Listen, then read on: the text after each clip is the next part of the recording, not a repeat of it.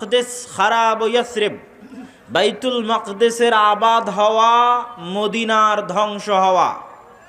ওয়া খারাব ইয়াসরিব, আর মদিনার ধ্বংস হওয়া খুরুজুল মালহামা, মহাযুদ্ধের সংঘটিত হওয়া।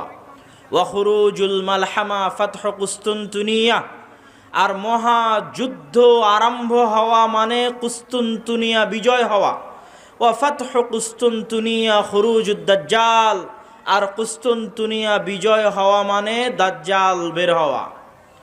পরপর রাসূলুল্লাহ সাল্লাল্লাহু আলাইহি ওয়াসাল্লাম এই জিনিসগুলো বলছেন, তথা এগুলো একটার পর আর একটা ঘটবে। উমরান ও বাইতুল মকদেস, মসজিদে আকসা যেই দিন আবাদ হবে সেই দিন মদিনা ধ্বংস হবে বা অনাবাদ হবে।